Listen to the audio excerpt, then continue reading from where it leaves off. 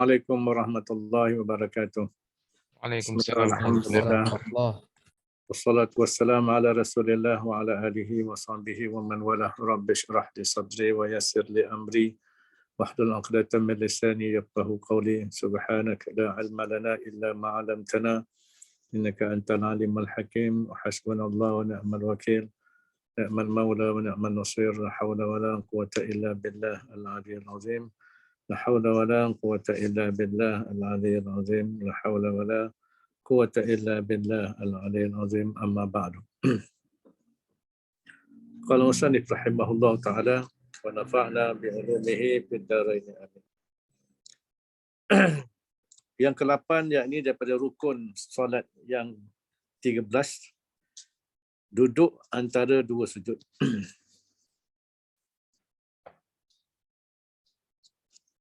Situ Adli situ Maaf, minggu lepas kena tak sihat. Betul, rukun ke-8, rukun ke-8. 8 betul? Betul. Baik. Iaitu rukun yang ke-8 ni, duduk antara dua sujud, dilakukan duduk antara dua sujud dengan tamak-ninah. Duduk tu yang jadi rukun. Duduk tu jadi rukun. Macam mana duduk tu? Sebenarnya duduk yang biasa kita duduk tu, itu sunat hukumnya. Yang dikatakan duduk iftirash. Maksudnya kalau orang yang boleh duduk iftirash dapat pahala lebih lah. Sebab dia sunat. Kalau kita katakan orang tak boleh duduk cara tu, duduklah macam mana pun, dia bersila ke sebagainya. Maka dapatlah rukun. Yang penting dia duduk antara dua sujud. Dan mesti dengan tamak-ninah. Tamak-ninah tu adalah rukun pada duduk tu. Siapa yang tak ada tamak-ninah, maka tak sah sembahyang dia. Dalam hadis menyebut, ada orang yang sembahyang dan dia mencuri dalam sembahyang. Itulah yang dikatakan seburuk-buruk manusia yang mencuri, iaitu mencuri dalam sembahyang. Bila Nabi ditanya apakah maksud mencuri dalam sembahyang, maknanya dia tidak menyempurnakan rukuknya, sujudnya, maknanya tak ada tamak-ninah. Tak ada tamak-ninah. Jadi ini kita kena ingat. Dan tamak-ninah tu boleh kita dapat melalui bila kita baca doa antara dua sujud lah. Duduk antara dua sujud, kita ada doa ni kan, Rabbighfirli warhamni wajburni warfa'ni warzuqni wahdini wa'afini wa'fa'ni. Dan itu pun dihukumkan sunat. Tapi kalau kita baca doa tu, pertama dapat tamak-ninah, yang kedua dapat sunat. Sunat membaca doa tu. Maka sempurnalah, dapatlah menyempurnakan rukun. Walaupun bagi sembahyang sunat, kalau sembahyang sunat pun kena ada duduk antara dua sujud. Baik, yang kita rasa sembahyang sunat je, sembahyang sunat. Jadi kita tak buat duduk antara dua sujud, tak boleh, sebab dia tetap rukun.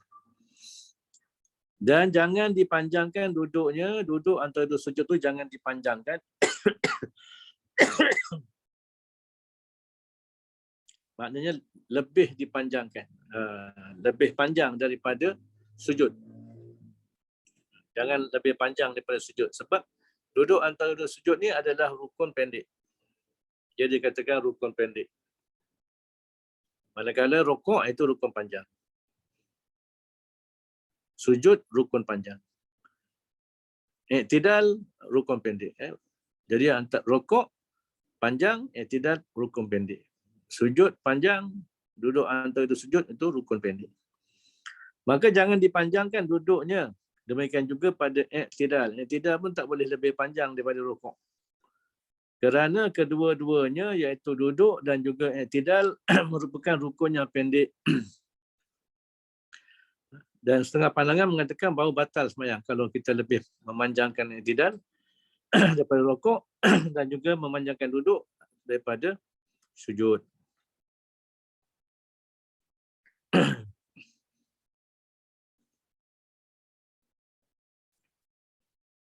Disunatkan meletakkan dua tapak tangan di atas dua lututnya. Sunatnya. Duduk dalam keadaan dua tapak tangan di atas dua lutut dengan mengunjurkan semua jarinya ke arah kiblat. Sunat hukumnya. Dan disunatkan juga duduk istirahah.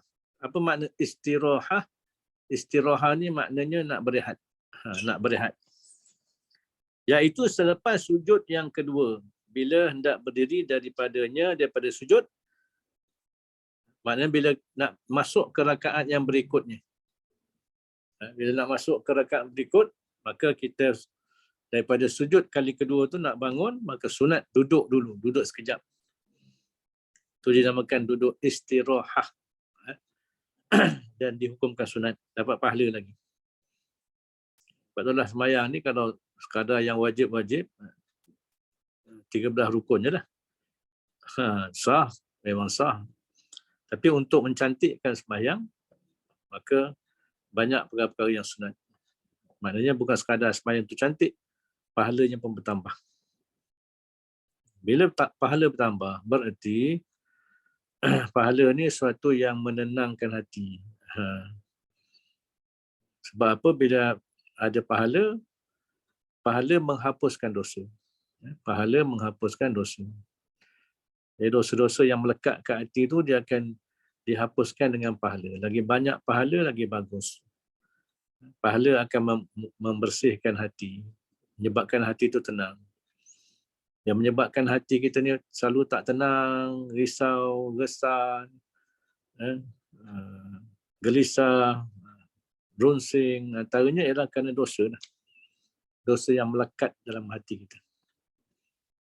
Memanglah kita tak sedar pun kita buat dosa. Buat dosa ni benda gaib, benda gaib. Jadi antara cara kita nak membersihkan hati, sembahyang.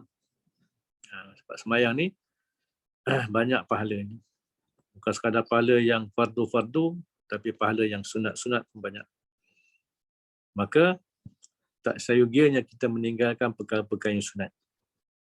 Supaya sembahyang kita, perkara-perkara yang sunat ni dia akan cover. Dia akan cover, contohnya kalau kita tak khusyuk dalam sembahyang, keikhlasan kita dalam sembahyang tu kita tak berapa nak sempurna, maka yang sunat-sunat ni akan cover. Kalau kita hanya buat yang rukun-rukun saja, maka banyaklah orang kata rosak dan cacat di sembahyang kita.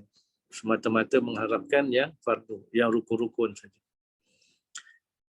Dan juga menekan di atas tapak tangan, dan juga masa nak bangun ke rakaat kedua tu, maknanya bila dah duduk istirahah, nak bangun tu kita sunat menekan di atas tapak tangan tak kala hendak berdiri. Daripada kita dah duduk daripada sujud, kemudian nak duduk istirahah, nak bangun berdiri tu sunat tekan dua tangan dekat lantai untuk kita naik.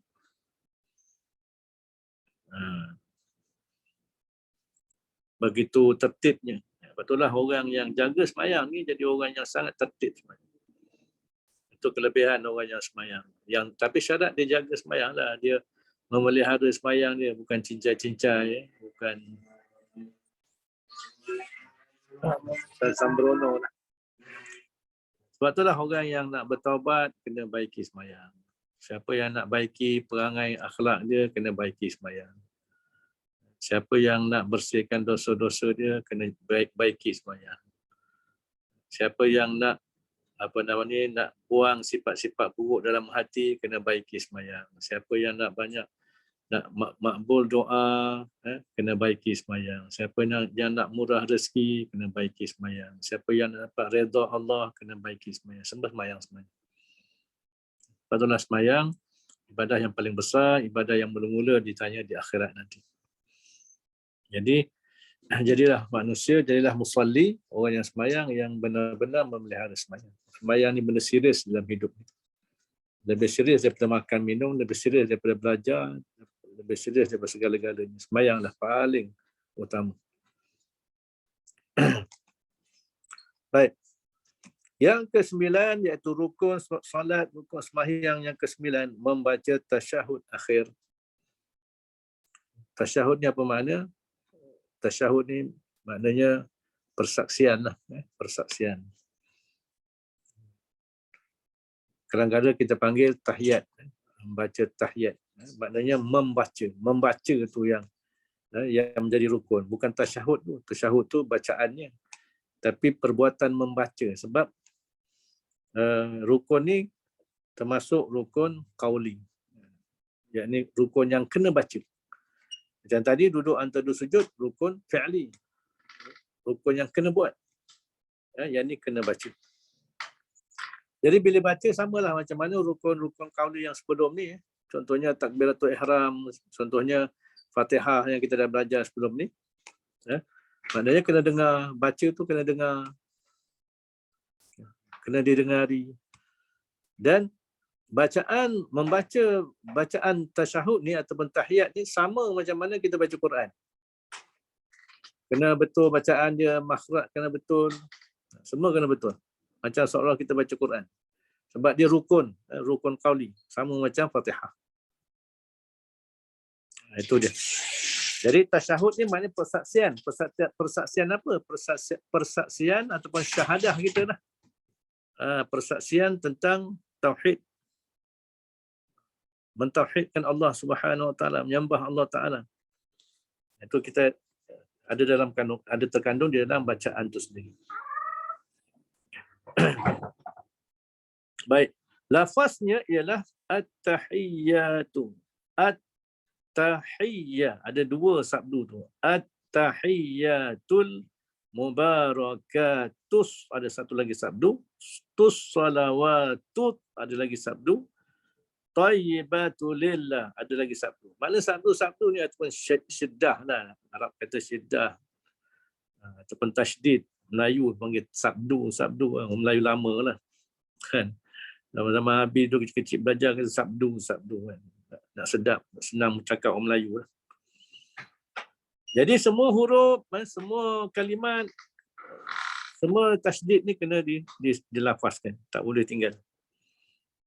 At-tahiyyatul mubarakatus salawatut tayyibatulillah. Assalamu alayka ayyuhan nabi wa rahmatullahi wa barakatuh. Assalamu alayna wa ala ibadillahis salihin.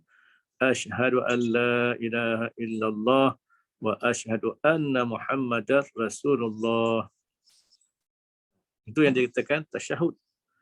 Tahiyat sampai itu je yang dikatakan tahiyat.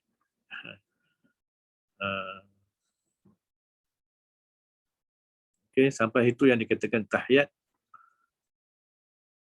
Dan itulah yang menjadi rukun. Baca itu menjadi rukun. Apa makna dia? At-tahiyyah. At-tahiyyah ni makna penghormatan. Penghormatan. Al-mubarakat maknanya keberkatan. As-salawatu segala sembahyang. At-tayyibatu segala kebaikan. Lillah adalah bagi Allah Ta'ala juga. Itulah kalau kita faham faham makna bacaan kita ni, maka kita akan dapat tadabbur maknanya. Kita akan perhatikan maknanya. Maknanya ini satu persaksian sebenarnya. Kita kembalikan keseluruhan penghormatan, rasa menghormati, rasa keberkatan, segala sembahyang kita, segala doa kita, segala kebaikan tu lillah, daripada untuk Allah Ta'ala. Sebab apa? Sebab kita ni manusia, kita ni hamba.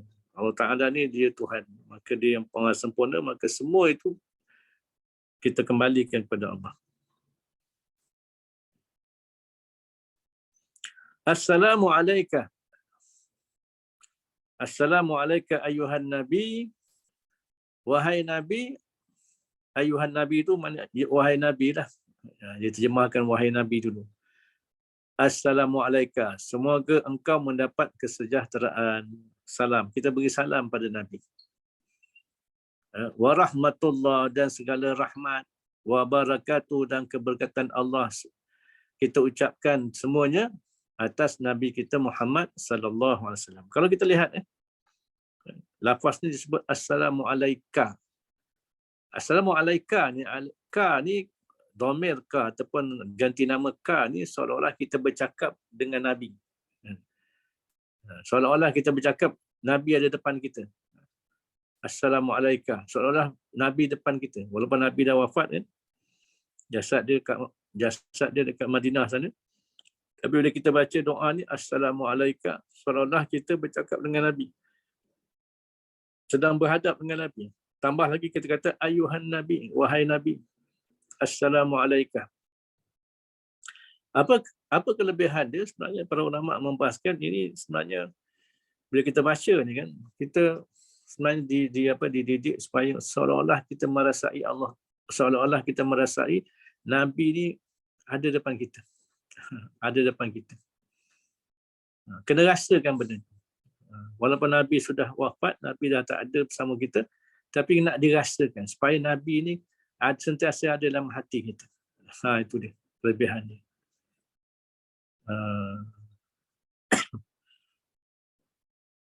Sebab itulah antara cara untuk kita timbulkan perasaan, feeling dalam hati kita pada Nabi kita Muhammad sallallahu alaihi wasallam. Kerana mencintai Nabi sallallahu alaihi wasallam itu adalah termasuk kesempurnaan iman. Takkan sempurna iman seseorang sehinggalah Nabi itu lebih dikasihi daripada mak ayah, daripada diri sendiri. Segala harta, maknanya lebih dicintai Nabi daripada segala-galanya. Itu kesempurnaan iman. Ada hadis ni. Ada hadis menyebut. Maknanya kalau sampai hari ini kita tak pernah rasa perasaan kasihkan Nabi, tak rasa cinta pada Nabi, maknanya iman kita masih belum sempurna lagi. Maka bila kita baca tasyahud ataupun tahiyat ni, sebenarnya dia mengajar kita. Dia mengajar kita, dia mengasuh hati kita supaya rasa, ada feeling kehadiran Nabi Muhammad sallallahu alaihi wasallam. Assalamu alayna, dan kesejahteraan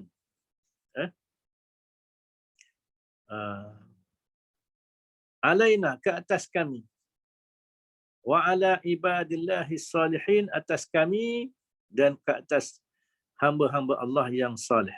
Diterjemahkan dalam kitab ni, semoga kami dan sekalian hamba-hamba Allah yang saleh, yang baik-baik, turut mendapat kesejahteraan. Itu terjemahan ni lah dalam kitab ni.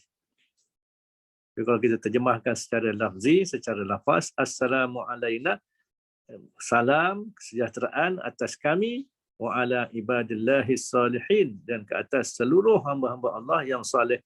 Sama ada para malaikat, sama ada manusia, sama ada jin sekali. Jin pun kita pergi sana. Jin yang soleh lah. Jin yang soleh. Ada jin soleh. Cuma orang Melayu dia kata apa?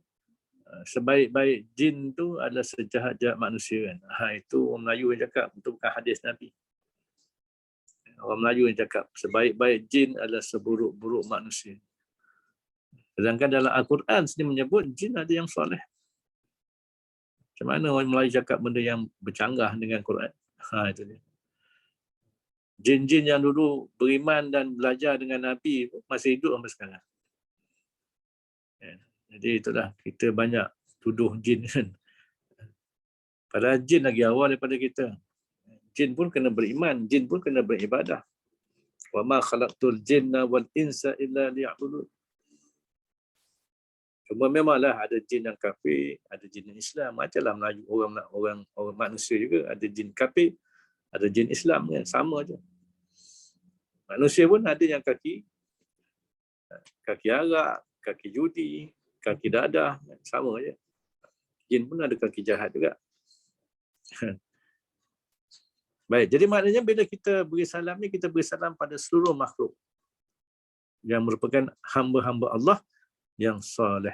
Yang maknanya kalau kita rasai perkara ni kan, sebenarnya Bukan sekadar malaikat, bukan sekadar manusia, bukan sekadar jin. Sebenarnya makhluk-makhluk Allah ni semua beribadat kepada Allah. Maknanya kalaulah kita boleh dengarlah tasbih apa pokok-pokok, tasbih binatang-binatang, tasbih batu, tasbih angin, tasbih udara, tasbih planet-planet, tasbih macam-macam tasbih makhluk seluruh dunia ni kan. Sabbaha lillahi ma fis samawati wa ma fil ard. Telah bertasbih segala yang ada di langit dan apa yang ada di bumi. Semua bertasbih. Kalaulah kita boleh dengar semua tasbih ni, nescaya kita akan merasai betapa gamatnya alam ni. Betapa gamatnya alam ni. Dengan tasbih para malaikat, tasbih jin, tasbih manusia, tasbih pokok, tasbih binatang, tasbih batu. Sebab dalam Al-Quran menyebut, kullun alima salatahu wa tasbihah.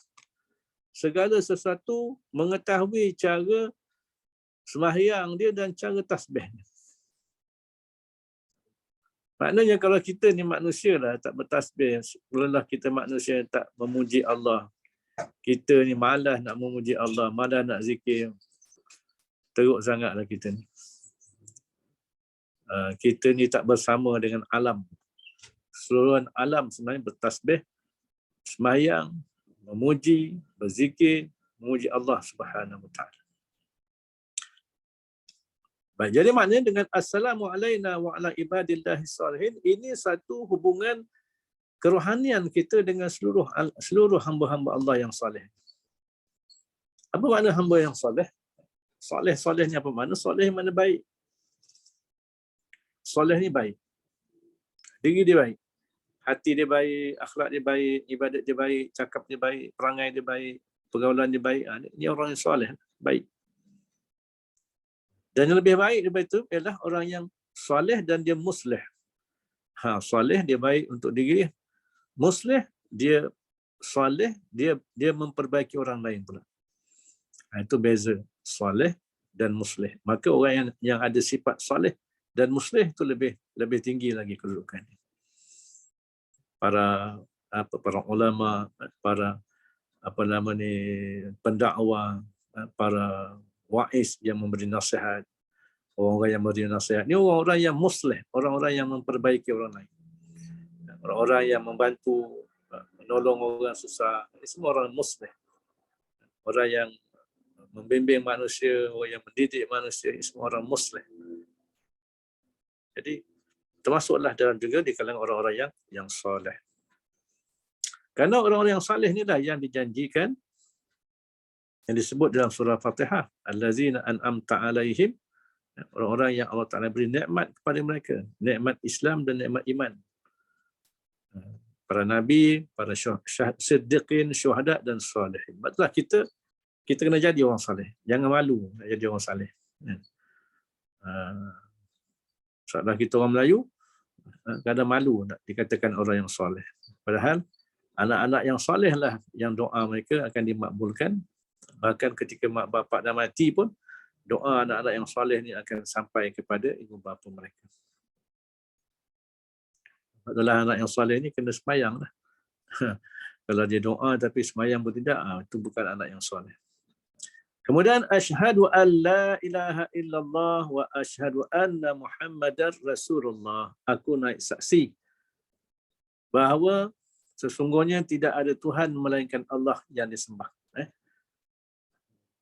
La ilaha illallah ni maknanya tidak ada Tuhan yang layak disembah melainkan Allah. Hanya Allah. Wa asyhadu anna Muhammadar Rasulullah, dan aku naik saksi bahawa Nabi Muhammad itu pesuruh Allah. Allahumma salli ala Muhammad. Jadi ini yang dikatakan syahadatain, dua kalimah syahadah. Maknanya bila kita semayang, dalam semayang kita renew, kita tajdid syahadah kita. Ini yang dikatakan tasyahud. Kita renew, kita tajdid, kita refresh syahadah kita, persaksian kita pada Allah dan kepada Rasulullah sallallahu alaihi wasallam.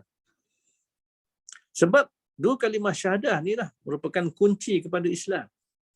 Kalau orang tu buat baik macam mana pun, banyak berderma, banyak tolong orang, buat macam-macam, tiba-tiba dia tak ada syahadah, maka tak ada nilai, tak ada guna ibadat dia, tak ada guna amalan dia, tak ada guna kebaikan yang ada pada dia. Ataupun dia dah bersyahadah, tiba-tiba syahadah dia batal, maka pun tak ada berguna juga. Sebab itulah syahadah ni rukun Islam yang pertama. Kewajipan yang mula-mula sekali bagi orang Islam bila bersyahadah. Maksudnya kalau orang nak masuk Islam, dia kena syahadah. Hatta kita yang lahir daripada perut orang Islam pun, kita ni keturunan Islam kan, wajib lagi bersyahadah. Wajib bersyahadah. Sebab itulah anak-anak sebelum dia akil balik, dia dah kena bersyahadah, iaitu dalam semayang. Umur 7 tahun, sebelum 7 tahun dah kena ajar semayang. Kemudian umur 10 tahun, kalau tak semayang boleh rotan. Rotan bukan kena boleh belasah. Belasah lain makna. Rotan. Ada orang dia faham boleh rotan tu, dia belasah anak setengah mati kan. Ada juga. Salah faham. Jadi maknanya kita orang Islam, kita anak-anak orang Islam, anak keturunan Islam pun kena bersyahadah, iaitu dalam sembahyang. Lepas itulah menjelang akil balik, kita dah boleh sembahyang. Sebab bila akil balik, kita dah ada buku sendiri. Kita dah dijadikan seorang mukallaf yang dipertanggungjawabkan, yang dibebankan dengan beban syariat, beban ibadah, dengan tanggungjawab agama dan sebagainya. Kita akan tanggung sendiri. Kita akan tanggung sendiri segala pahala, segala dosa dan sebagainya.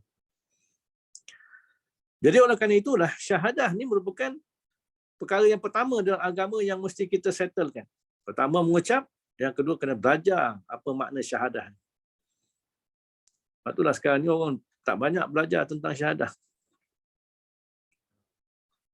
Sehingga dia tak sedar pun dalam hidup dia perlu bawa syahadah di mana-mana pun. Pergi sekolah, pergi belajar, kuliah, kerja, berniaga. Dia kena bawa syahadah ni. Kalau dia tak bawa syahadah, itu yang kaki rasuah tu. Bila tak bawa syahadah tu yang jadi kaki maksiat. Jadi kaki fasik. Jadi fasik, jadi asi, kaki maksiat, jadi isap dadah,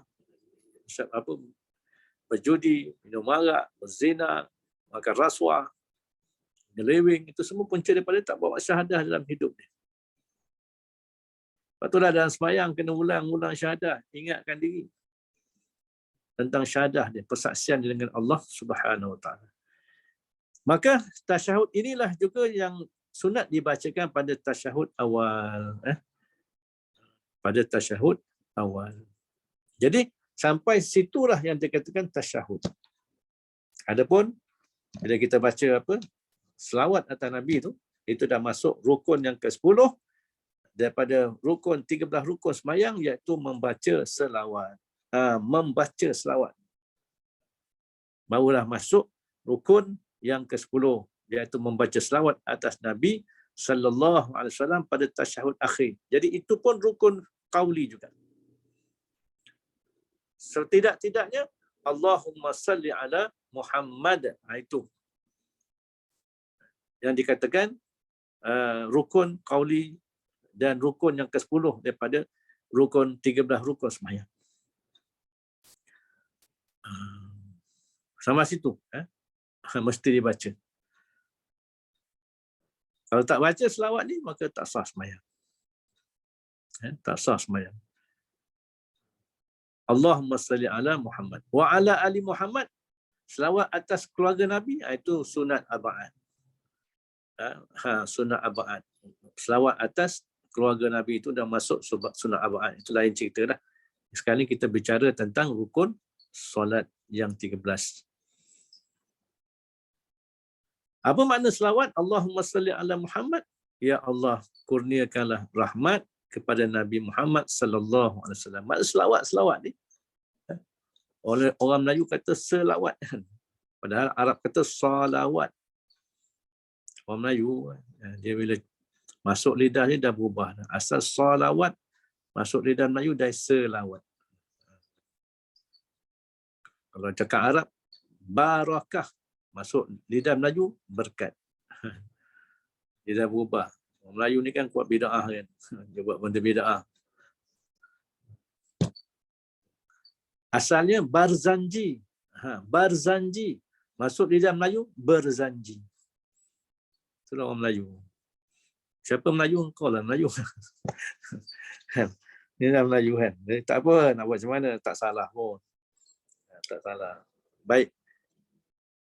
Dan yang lebih sempurnanya, ini bacaan salawat yang dikatakan salawat Ibrahimiyah. Seafdal salawat ialah salawat ini, iaitu salawat Ibrahimiyah namanya. Allahumma salli ala Muhammad wa ala ali Muhammad kama sallaita ala Ibrahim wa ala ali Ibrahim wa barik ala Muhammad wa ala ali Muhammad kama barakta ala Ibrahim wa ala ali Ibrahim fil alamin innaka Hamidum Majid. Ini yang dikatakan salawat Ibrahimiyah. Nabi sendiri ajar.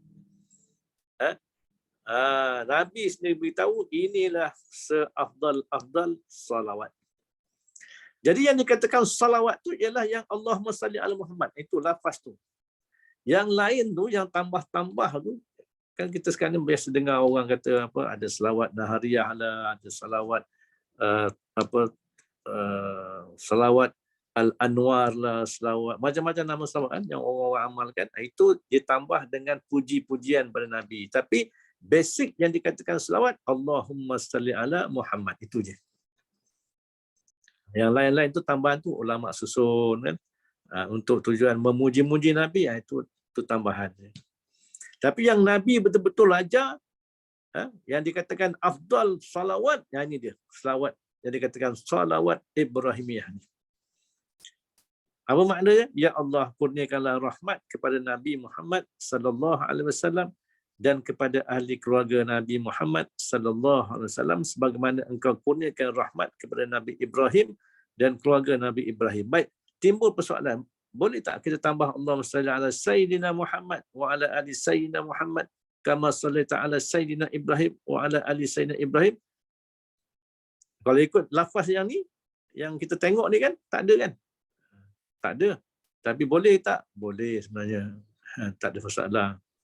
Cuma habis ni berpandangan, kalau dalam semayang, seelok-eloknya baca yang ini. Sebab inilah yang disebut dalam hadis Nabi SAW. Maknanya kalau kita kat luar semayang, kita nak tambah Sayyidina ke, itu terpulang. Itu tak salah pun.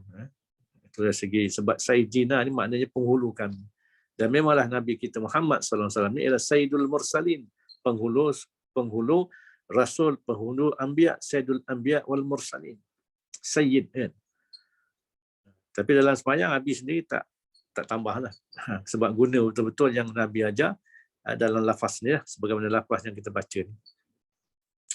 Baik. Dan kurniakanlah ya Allah keberkatan kepada Nabi Muhammad sallallahu alaihi wasallam dan keluarga Nabi Muhammad sallallahu alaihi wasallam sebagaimana engkau kurniakan keberkatan kepada Nabi Ibrahim dan keluarga Nabi Ibrahim seluruh alam. Sesungguhnya engkau maha terpuji lagi maha mulia. Kenapa Nabi Ibrahim? Nabi Ibrahim ini dianggap sebagai abi. Itu Nabi Ibrahim ini. Abi kepada seluruh para Nabi dan Rasul. Dari segi salasilah kan, Nabi Ibrahim ini dianggap sebagai bapa kepada seluruh para Nabi dan para Rasul. Sebab itulah millati abina. Kan kita baca dalam baca dalam maksurat kan. Ala macam mana? Ala millati abina Ibrahim hanifa wa ma kana minal musyrikin. Apa abi tu kan. Itu dia. Sebab itulah Nabi Ibrahim ni dianggap sebagai bapa kepada segala Nabi dan Rasul. Baik. Itu rukun yang ke-10. Qala musannif rahimahullah ta'ala, rukun yang ke-11, duduk bagi tasyahud. Wallahu a'lam bissawab. Qala musannif rahimahullah ta'ala wa nafa'na bi'ulumihi fid dharain. Amin.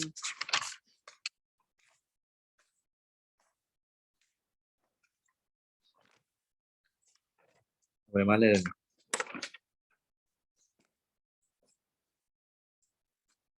Yang syukur bi. Ha? Yang ada hadis tu rasanya. Hadis. Yang mana? Bab penyatakan perut. Ya, Bi. Bagaimana dah? Dan bermula mensyukurkan nikmat. Dan Betul, Bi, yang tu. bermula Ha. mensyukurkan nikmat perut. Perut ni nikmat. Dan bermula mensyukurkan nikmat. Bermula ni apa sebenarnya? Kita kuning banyak kan bermula ni apa benda sebenarnya? Bermula ni kalau orang yang mengaji nahwu, mengaji bahasa Arab, bermula ni mubtada lah sebenarnya. Dia mubtada. Mubtada ni patutlah dia bermula. Baik, maknanya dan bermula mensyukurkan nikmat perut. Macam mana cara nak mensyukuri nikmat perut? Perut ni nikmat. Nikmat daripada Allah. Allah yang jadikan perut untuk kita. Iaitu memelihara perut daripada makanan yang haram dan syubhat. Maknanya kalau kita lah gunakan perut untuk faedah dunia dan kita guna untuk faedah akhirat, okeylah tu, tak ada masalah. Itu memang tujuan Allah Ta'ala jadikan perut untuk kita. Kita gunakan untuk perut, untuk makan, supaya makan masuk dalam perut dapat jadi tenaga, bina darah kita, beri tenaga, boleh beribadat, buatlah apa pun, itu semua tak ada masalah. Itu faedah dunia dan faedah akhirat. Tapi maknanya untuk mensyukuri nikmat perut tu tak cukup sekadar itu. Maknanya caranya bagaimana? Memelihara, ini yang disebut oleh musannif pengarang kitab ni, memelihara perut daripada makanan yang haram dan juga makanan yang syubhat. Syubhat ni maknanya artinya yang tiada diyakinkan akan halalnya dan tiada diyakinkan akan haramnya. Benda yang syubhat ni benda yang tak jelas halal dan haramnya. Yang jelas halal tu halal lah. Yang jelas haram tu haram. Tapi ada yang antaranya. Yang tak jelas antara halal dan haram. Yang halal boleh makan. Yang haram tinggalkan. Yang syubhat ni kena jaga-jaga. Sebab itulah itu yang dikatakan sebagai warak. Kita ni kena warak. Warak ni makna kena jaga. Kena hati-hati. Dalam kehidupan kita ni kita kena ada warak. Warak maknanya memelihara diri kita daripada perkara-perkara yang haram, perkara-perkara yang syubhat. Dan maknanya kita makan, minum perkara yang jelas halalnya. Patutlah warak ni dia ada 4 martabat. Ada 4 martabat, 4 kedudukan warak di kalangan manusia ni. Ini pandangan daripada Al-Imam Ghazali rahimahullah ta'ala. Warak paling minima untuk kita orang awam ni lah. Kita ni orang awam lah. Kita ni bukan wali. Kita bukan waliullah kan. Kita ni bukan Nabi, bukan Rasul. Kita ni orang biasa. Kita hanya orang biasa. Orang awam. Ilmu kita pun sekadar ilmu fardu ain. Itu pun ramai yang tak settle lagi ilmu fardu ain. Kan? Ibadat kita pun biasa-biasa. Itu orang awam lah. Jadi warak orang awam ni yang paling minima ialah dia memelihara diri dia daripada perkara yang haram. Itu yang paling minima. Babi haram, dia tak sentuh, tak makan. Arak haram, dia tak makan, dia tak minum. Apa lagi? Yang tak sembelih, makanan yang tak disembelih. Itu benda-benda yang haram, jelas haram, dia tinggalkan. Itu warak martabat pertama. Warak yang kedua, martabat yang kedua ialah ini martabat orang-orang yang soleh. Orang awam ni dia sebat dia. Selagi halal, dia sebat. Asalkan ada logo halal Jakim, dia makan. Dia makan. Tak ada masalah. Itu cara kita orang yang awam lah, orang biasa. Tapi orang yang soleh, maknanya orang yang apa nama ni, dia lebih menjaga diri dia sebab dia nak menjaga kesolehan dia, maka dia akan bukan sekadar benda-benda haram yang dia akan jaga diri dia, dia akan menjaga juga diri dia daripada perkara-perkara yang syubhat, yang tak jelas halal ataupun haram. Contohnya apa? Contohnya katakanlah masakan orang bukan Islam. Masakan orang bukan Islam. Walaupun baru-baru ni ada timbul isu ni kan. Ketika darurat, orang Islam masak, orang bukan Islam masakkan. Okey, itu tak ada masalah dah ketika darurat. Ini dalam keadaan biasa. Kita pergi kat kedai, contohnya kedai vegetarian. Kedai vegetarian. Vegetarian ni dia tak ada daging, dia tak ada benda-benda berdarah, tak ada. Dia makan sayur. Tapi yang masak tu orang bukan Islam. Yang masak tu orang bukan Islam. Betul dia masak sayur dia. Dia masak kangkung, dia masak sawi, dia masak apa kan. Cuma yang masak tu orang bukan Islam. Dia tak tahu hukum basuh sayur macam mana, basuh macam mana kan. Lepas tu kandungan dia pun kita tak tahu. Mungkin dia campur. Dia tak makan daging dia, tapi dia mungkin minum. Dia ada ram dia. Ram ni macam sejenis apa? Arak yang dicampurkan kadang-kadangnya. Jadi kita rasa macam cuak lah. Kita rasa cuak kan. Cuak nak makan. Sebab apa? Pertama orang bukan Islam, yang kedua masakan tu dia punya resepi mungkin ada campuran-campuran yang diragukan sebagainya kan. Kemudian tak ada chop jakim pula. Itu contohlah yang dikatakan syubhat. Sebab kadang kita ada juga tempat-tempat kalau kita pergi Sarawak. Adli kan dulu duduk lubuk hantu kan. Dia dulu duduk lubuk hantu abang Adli kita ni. Tahun dulu situ. Setiap malam menangis je. ingat kampung, ingat macam-macam. Duduk kat lubuk hantu.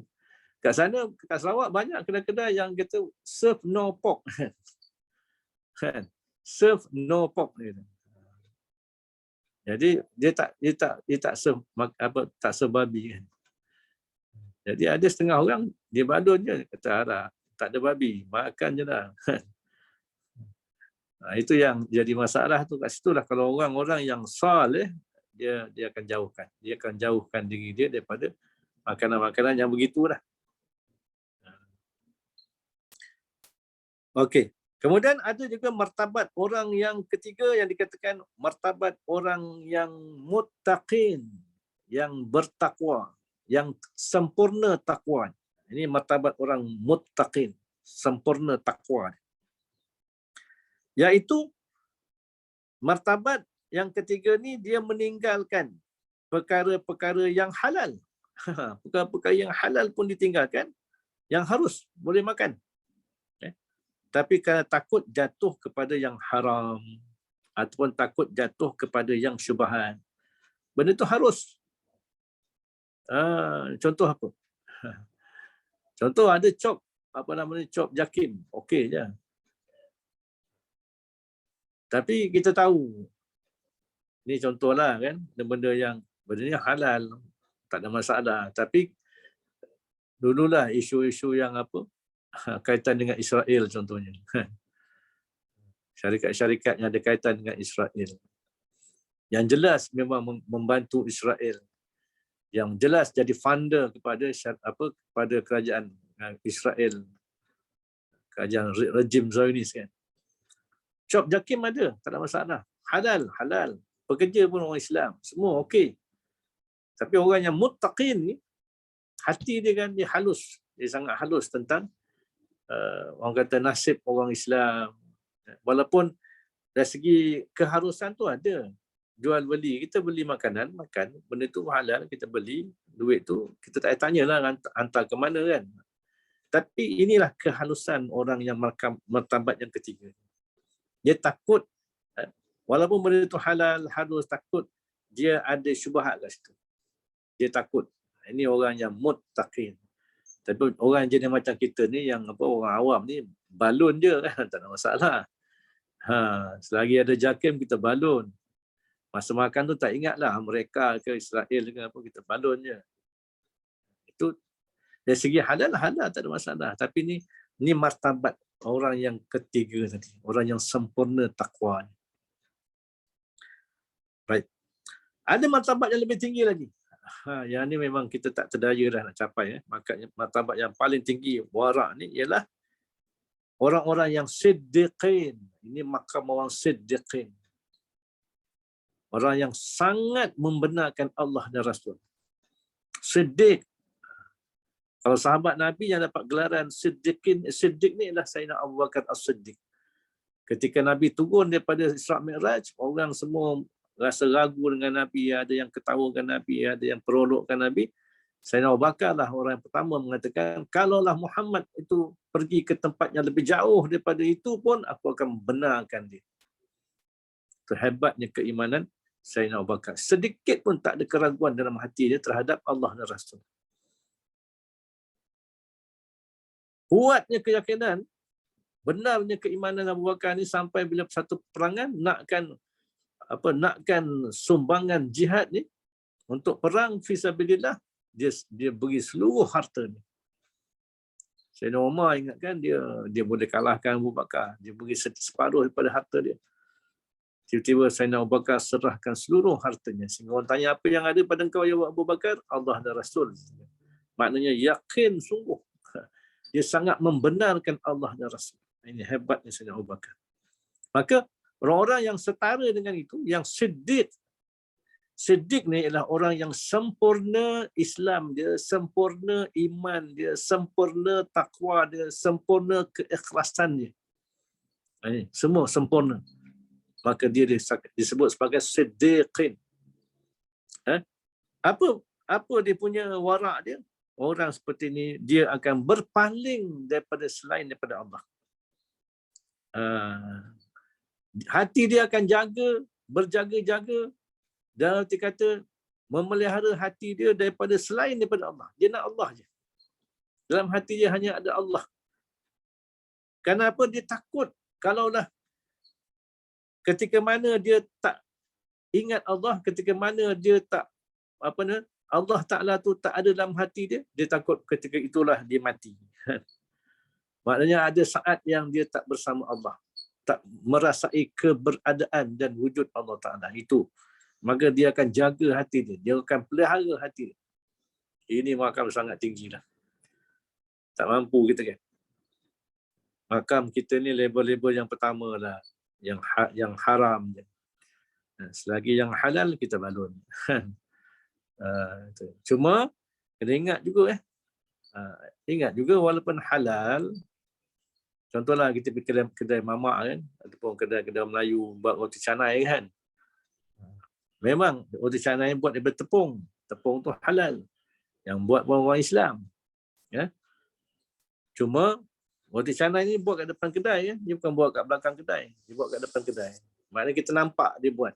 Kalaulah kita nampak telur yang digunakan tu tak basuh, nampak lagi orang kata tai ayam masih melekat dekat kulit telur tu, tiba-tiba tangan tu dah yang menebar, jangan makanlah, benda tu dah bercampur dengan najis. Itu pun kena warak jugalah. Jangan kita kata tak apa, halal, roti daripada tepung, orang pun Islam, bukan kopiah pula. Kita pun balun.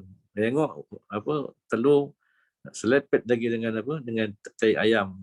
Jadi mutan najis. Mutan najis, benda tu jadi haram aradi. Haram dia datang.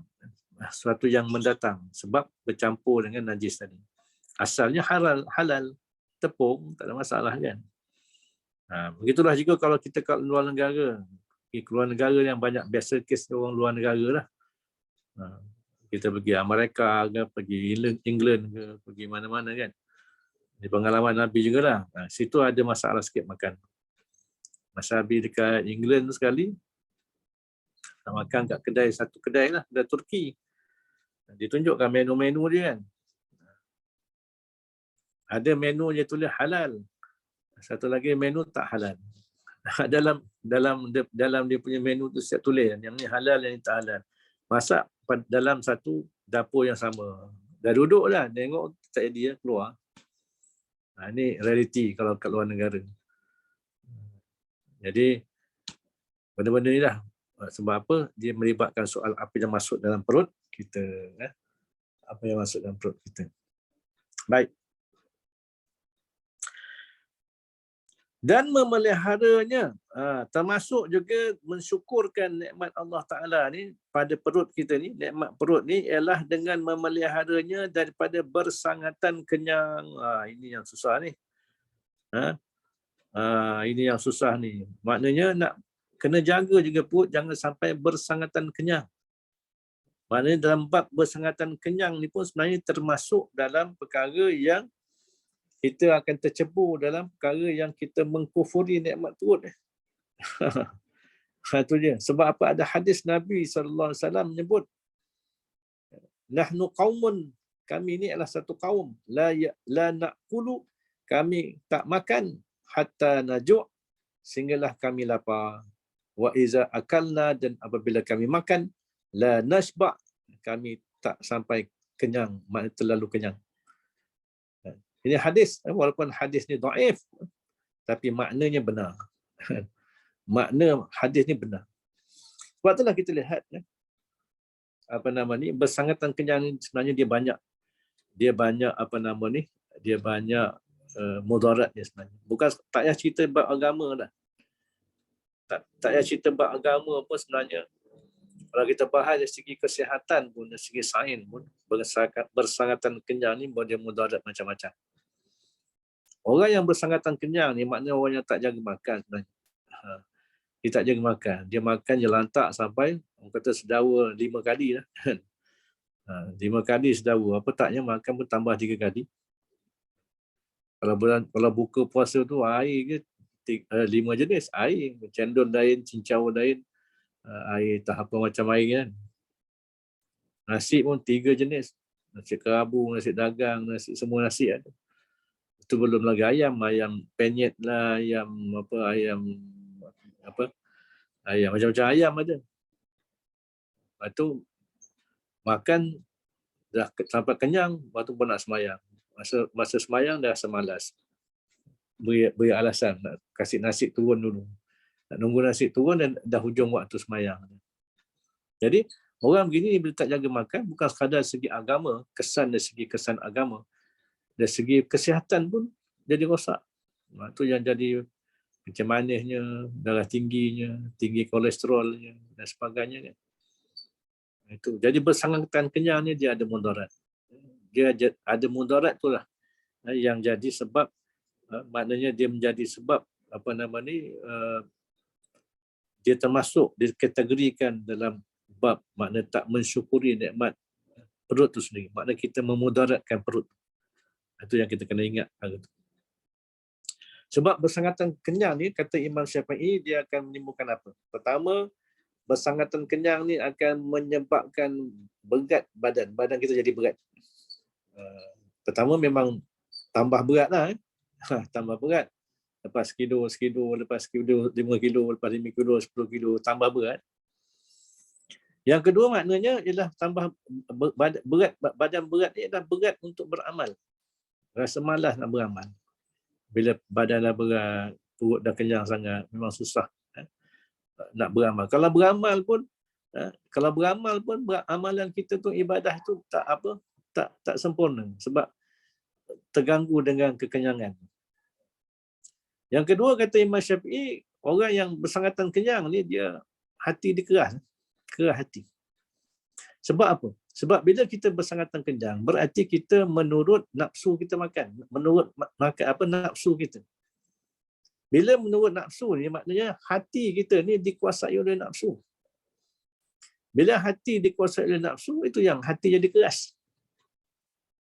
Orang yang keras hati ni maknanya susah nak terima nasihat, susah nak belajar, belajar pun tak ingat, belajar kitab, belajar apa nama ni, duduk dalam kuliah, duduk dalam usrah banyak, tapi susah nak ingat dalam kepala. Semua hilang, masuk telinga kanan, keluar telinga kiri. Perangai tak berubah-ubah. Sebab apa tu lah? Hati dah keras. Susah nak absorb, dalam bahasa mudah, susah nak absorb ilmu tu. Itu antara punca lah.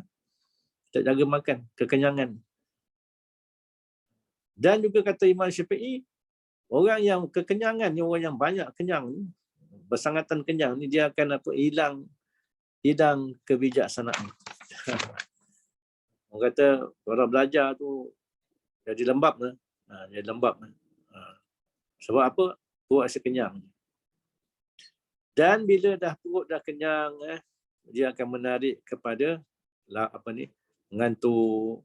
Bila mengantuk, kerja tidur je. Dan akhirnya kesan yang paling tak baik ialah melemahkan diri dalam nak beribadat. Orang soleh, orang-orang yang bertakwa ni, hidup je ulang-alik ke masjid kan. Ulang-alik ke masjid, majlis ilmu, majlis zikrullah. Orang yang kaki kenyang ni ulang-alik je ke mana? Pergi ke tandas je kerja ni. Berak lah, nak terkencing lah, terkentut lah. Lepas tu lagi bila dah sakit, ulang-alik klinik dengan hospital je. Sekejap sakit jantung, sekejap kecil manis, sekejap kolesterol tinggi, macam-macam. Jadi oleh kerana itulah sebenarnya kita kena jaga nikmat perut ni. Qala musannif rahimahullahu ta'ala, maka hendaklah bersungguh-sungguh engkau memelihara perut itu daripada yang haram dan yang subhat. Wallahu a'lam bissawab. La ilma lana illa ma 'allamtana innaka antal alimul hakim. La haula wala quwwata illa billah al-aliyyil azim.